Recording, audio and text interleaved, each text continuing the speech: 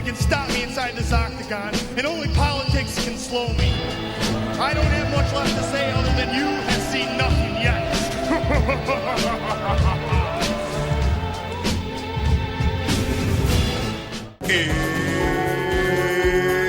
It's time!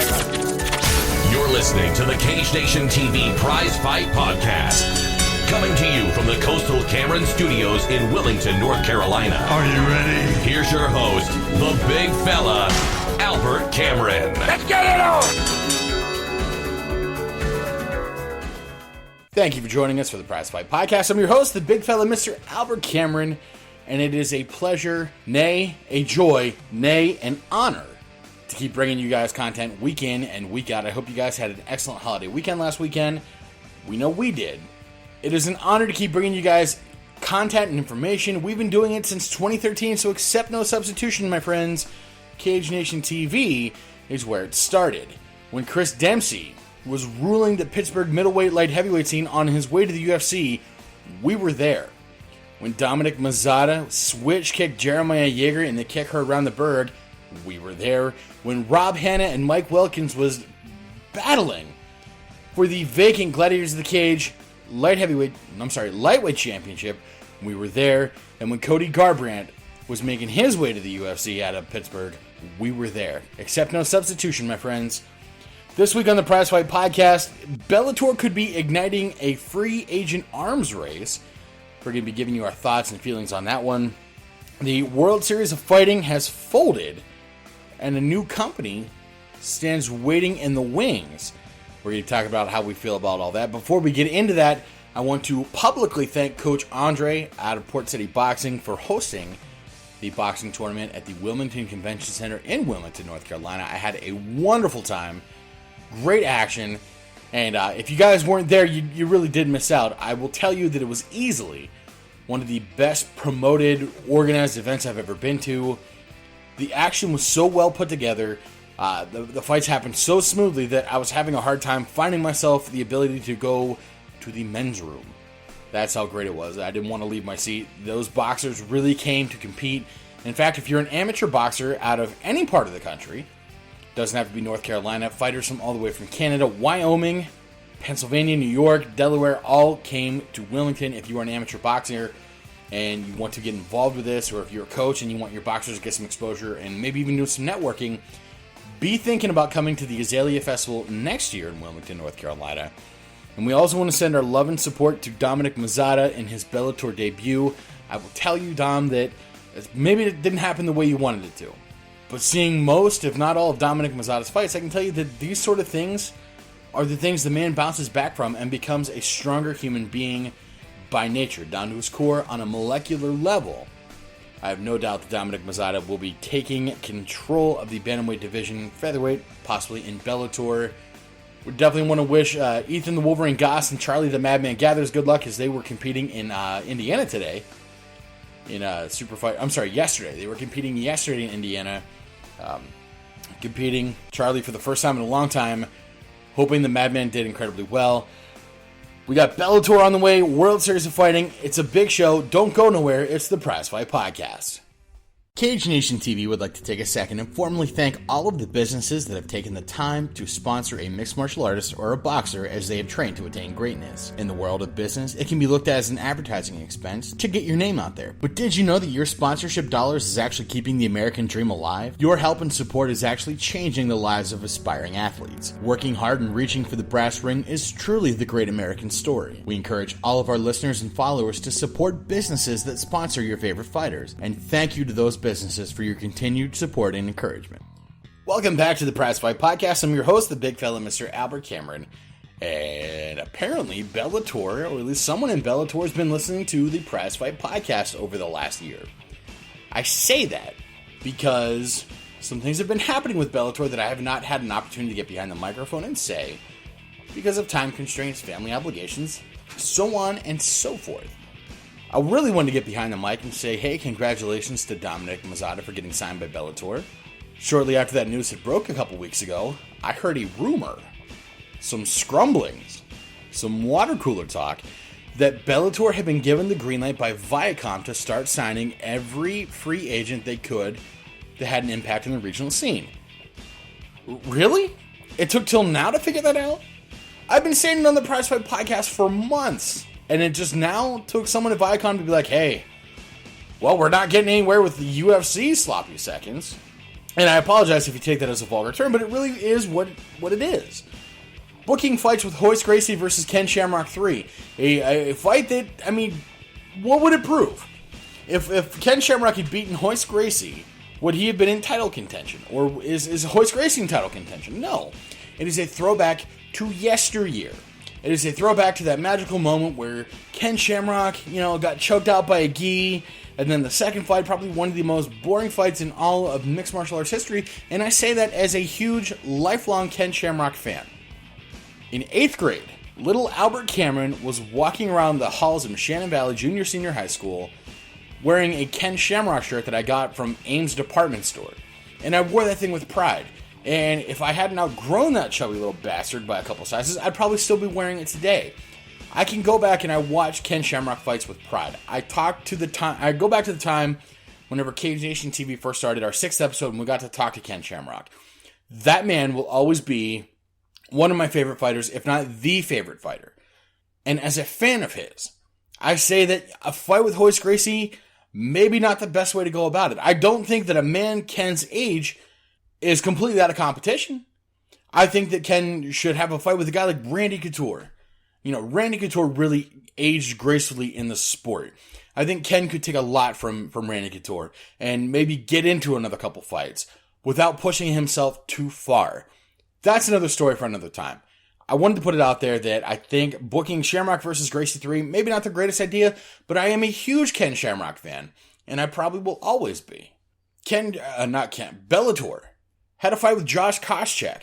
Josh Koscheck was on the cast of Season 1 of The Ultimate Fighter. And let's think back to all of the Season 1 fighters on that cast, and let's see which one of them are still active. Let's see.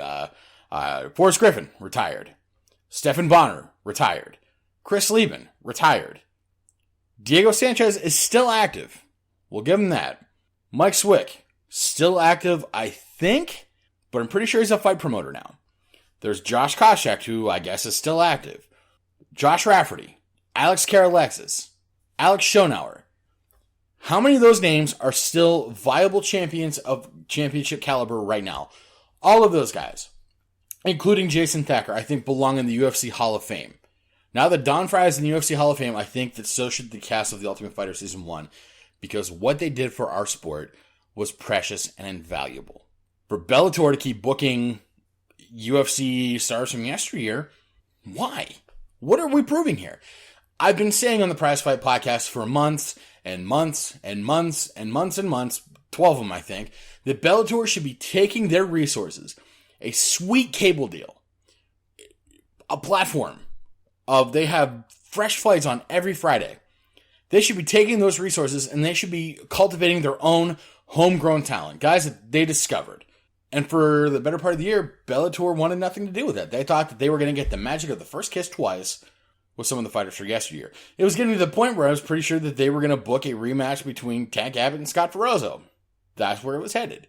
But to hear that Bellator is now gunning for free agents, okay, now we're on to something. Now I can get behind that.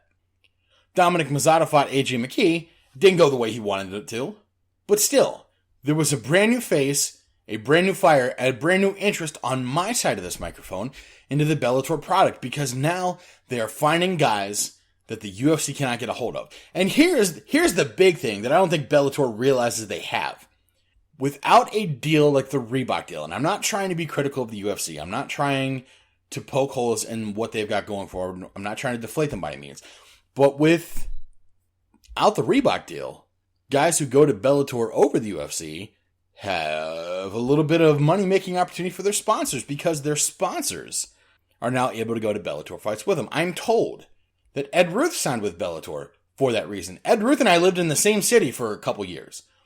We were both citizens of State College, Pennsylvania, and to hear that Ed Ruth went to Bellator because he could get sponsors, well, that's huge. That's a really big deal. So now, if you look at Dominic Mazzata's banner, that he carried into Bellator. It had, a lot of companies in his sponsor slots that have supported him since the beginning. And I believe that those sponsors, if they supported Dominic Mazzata leading up to that Bellator fight, if they were with him that entire time, they should reap the benefits of getting their brand on national television. They should become recognizable for that reason. I agree with that. So now, we have the eternal battle going on. We have set the stage for a chess game that every man kind of wants to be in. We have the opportunity of making a ton of money and getting national exposure, or getting the fights that would mean you might be the greatest. So we got a bunch of guys who can fight and make a ton of money for Bellator. These guys are brand new. They do not have to choose between being great and making money because now they have the opportunity. I can either sign with Bellator or take my sponsors with me. I don't have to worry about being a title contender or having so many fights to get a payday from Reebok. I've got it right here in my left hand. I've also had the opportunity of fighting on the single biggest stage in the world in my right hand, but I got to wear Reebok gear. How soon before guys in the UFC realize that guys in Bellator are making money from their sponsorships? You have enough young bloods coming through Bellator. Who's to say that the best fights aren't in Bellator? It's an interesting time to be a fight fan. And the point of this whole diatribe up to this point is Bellator could be igniting an arms race. So Bellator is already going out and looking for the region's best. And I think they did that very thing by plucking Mazzata. The Pittsburgh fight scene's hurting. Gladiators, the Cages, for the best I know, has folded their doors. Pinnacle's promoting boxing, and they're doing that very well. But MMA in Pittsburgh is hurting. In Pennsylvania, the best MMA scene you're going to get is near Philadelphia and Harrisburg, or Lancaster even. The UFC also knows that they can pluck talent from Pittsburgh. Chris Dempsey, Adam the Prototype Milstead, Cody Garbrandt. So now, both of these guys have identified where the contenders are. Here in North Carolina, it wouldn't surprise me if Chase Gamble or Alan Crowder get signed by the UFC or Bellator. The young blood is there. And Bellator doesn't even have to come up with a whole lot of money of their own because of the sponsorship opportunities.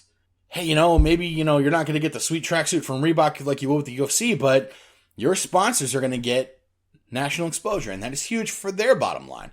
That is advertising you really can't pay for, kind of. You're able to provide your sponsors with a huge opportunity of being seen on national television, and that is huge. UFC has the fights right now. They have the fighters. They have the best in the world. The best in the world doesn't feel like defending the title in their weight classes, ever. Looking at you, Conor McGregor, who may or may not be fighting Floyd Mayweather, and frankly, I don't care at this point. But at some point, these free agents are going to be enticed to Bellator because of the money-making opportunity with sponsors. And then the UFC is going to have to do something to get those free agents over from Bellator. They're going to have to modify their agreements a little bit. It's going to become an arms race. Regional talent is going to be competed over. You're going to have Bellator and the UFC both coming to the table saying, hey, Mr. Regional Champion, with 5 undefeated wins, 4 of them by knockout, we would like you to come fight for us. And that regional guy is going to be saying, oh, well, I was already talking to Bellator, or I was already talking to the UFC. And then both these guys are going to have to come to the table with more money, with more incentive to get these regional fighters in their camps, in their stables. And who wins at all this? We win. The fans win. It's now going to be interesting to follow. It's now going to be kind of cool to see. It's going to be worth our time to investigate. But where's Regional Fighter going to end up? I saw him fighting in Regional Fighting Championships.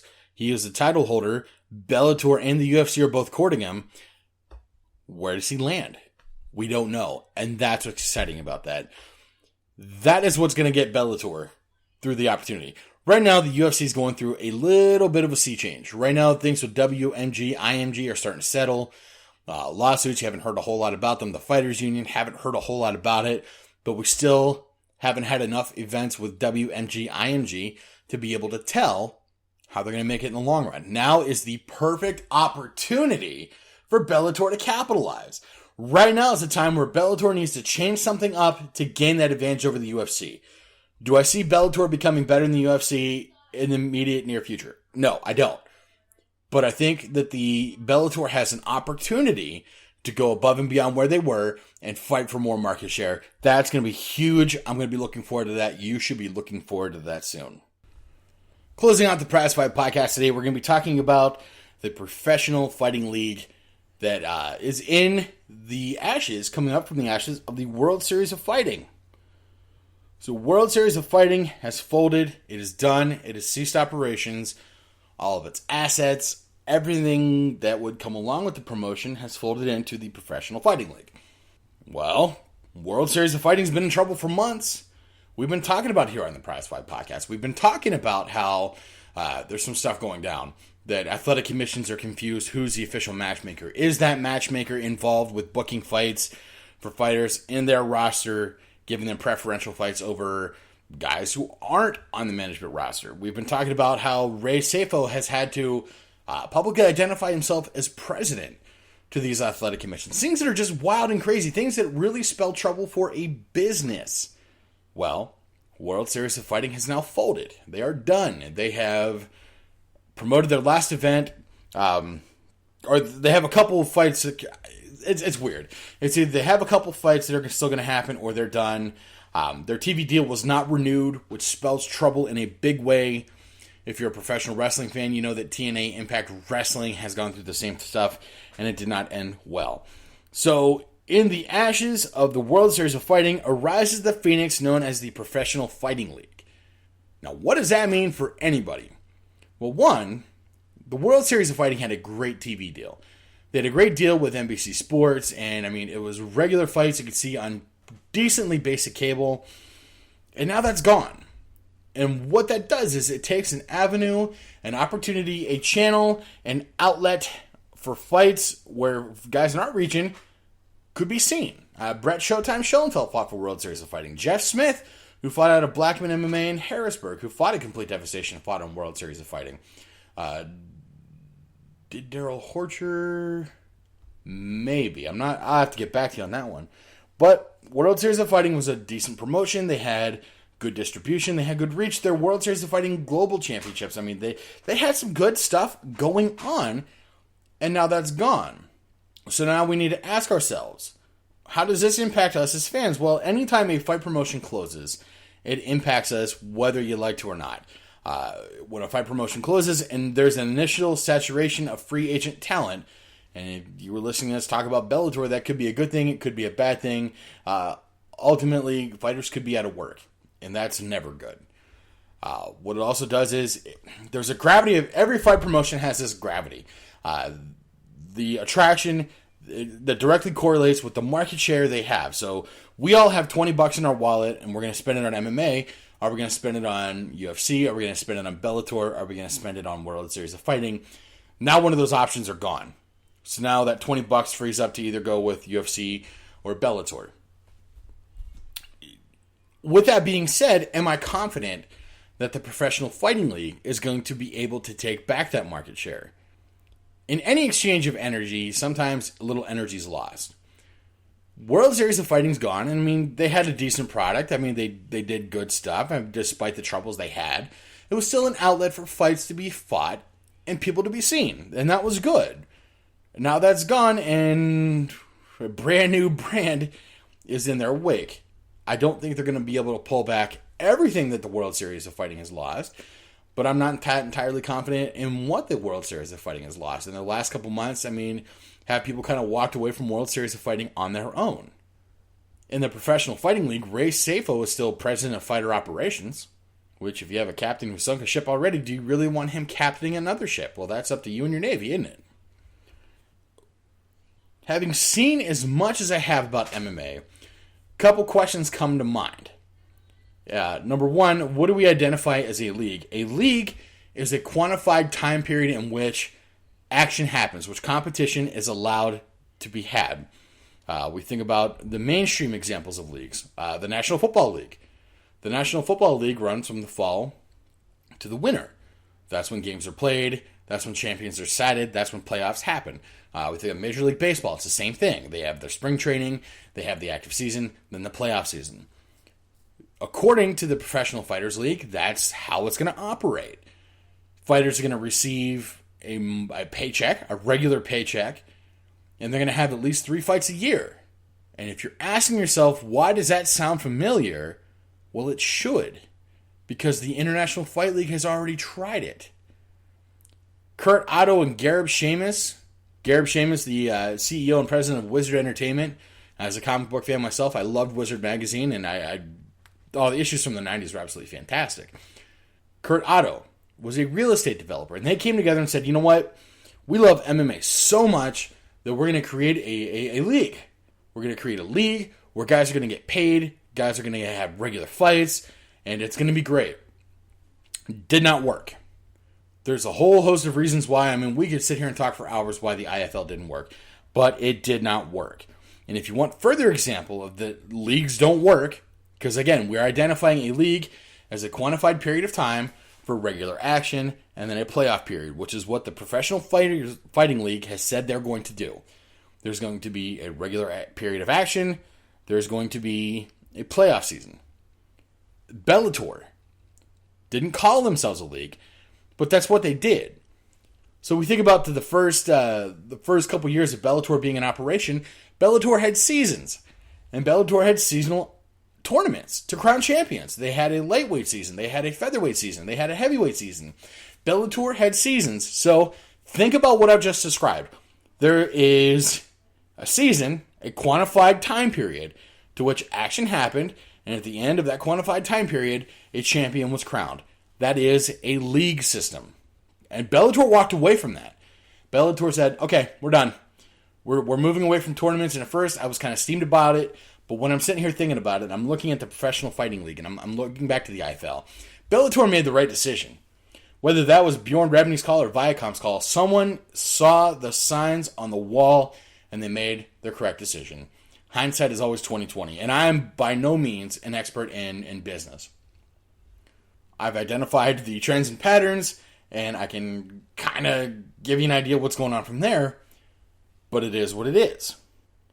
The internet is a great thing, and I've been watching fights since the early 90s, back when you had to either call hotlines or get a hold of newspapers or magazines to get news on fighting. And I remember the first time I ever looked up the UFC on the internet, and I don't think I was at the right website, but it was still information about fighting.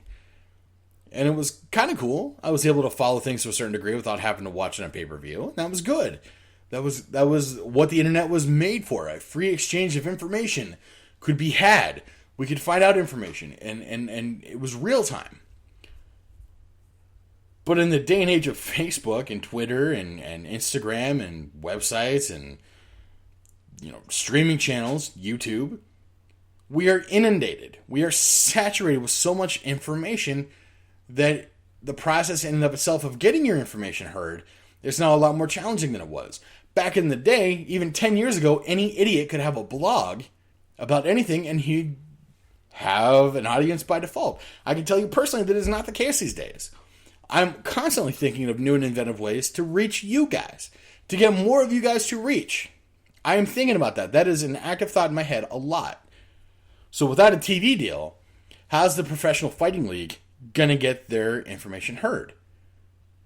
As a radio guy, someone who has training and pedigree in radio, and I thank my mentor, Drew Shannon, for that regularly, I would love to see fights on the radio again. I would love to sit down with my radio and listen to a fight.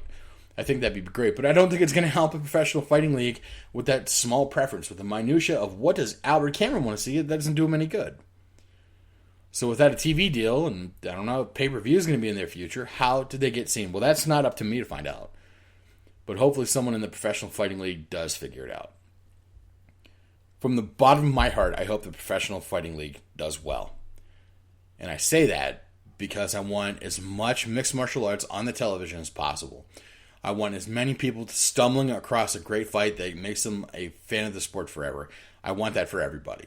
That's why Cage Nation TV was started in 2013, because we had the opportunity to try to put out as much information to get as mainstream embraced by the public as possible.